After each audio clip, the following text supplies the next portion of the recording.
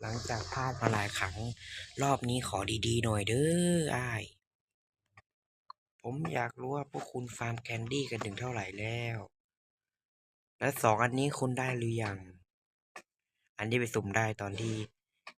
เล่นแต่ก็สุ่มได้เฉยเลยอะใช่แค่นั้นแหละผมมาถามแล้วก็รอต่อไปโอ้คอมโบอะไรกันโว้แหลกโอ้ยแหลกคนพาด้วยเอาอะไรวะงงเอ้าเอาไปอยู่ด้านหน้าเฉยเลยฟบโอเคเกลือมากเลยไม่น่ามีอะไรดีอะปิดด้านบนแล้วก็ดูตื่น